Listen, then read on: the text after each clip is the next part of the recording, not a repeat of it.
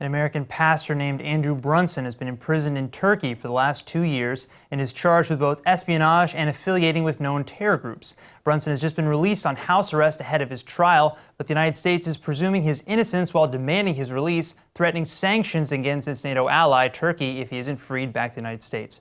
Or Turkish President Erdogan has just issued some very interesting and harsh words in response to that. Take a look. Ama kalkıp da yani Amerika'da özellikle evangelist, Zionist anlayışın bu dayanışmasını ve bu tür bir tehditkar dil kullanmasını bizim kabul etmemiz mümkün değil.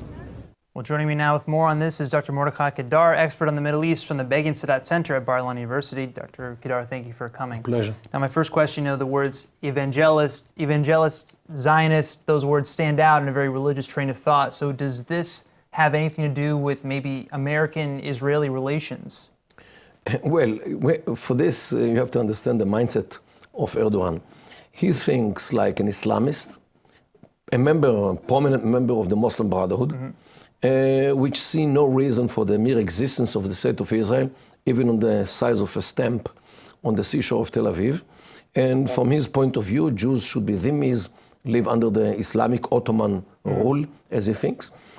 So anybody in any state which supports Israel, and especially conspire with the Jews to move the embassy, for example, to Jerusalem, he sees this as a mere existence. It's as a threat on the existence of Islam, because Judaism and Christianity, which are both viewed as null and void religions, according to his view of Islam, come back to life in Jerusalem. Means Jews come back to their homeland and so forth. So this is everything which negates this way of worldview of Erdogan. It becomes racist and become problematic from his point of view. Right, but Turkey has collaborated with the United States, as Erdogan did point out, as a NATO ally. So why this kind of language now? I have news for you. The membership of Turkey in NATO is for more than 20 years is partial. First of all, Turkey never took any part in any action against any Islamic country, not Iraq, Afghanistan, so forth.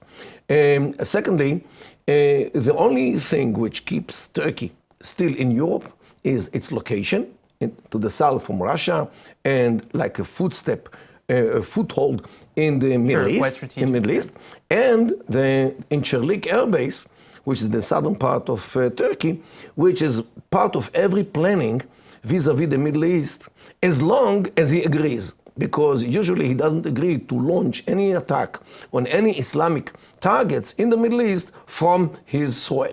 So his membership in NATO is not complete, and he himself actually leads Turkey gradually out of NATO. So he is the last one on earth to come and complain about his membership in NATO, which anyway is partial according to his view.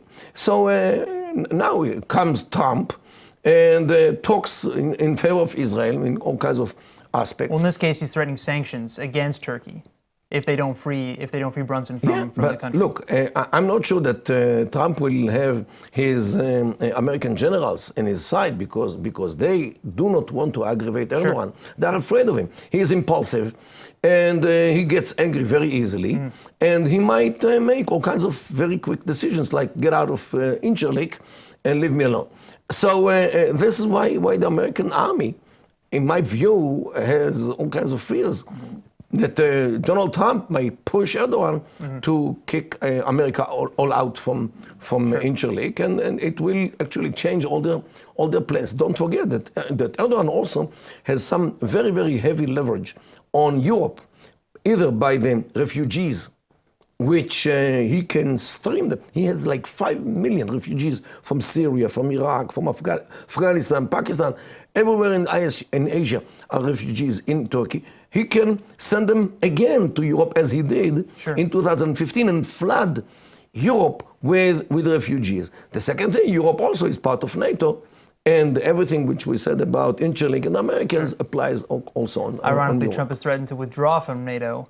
Either way, this is a very intricate situation. We don't have enough time to go into much more. But look, you never can expect what action of NATO he will be part of and what action he will stay out. Sure. Dr. Kedar, thank you for joining us. Pleasure. Of course.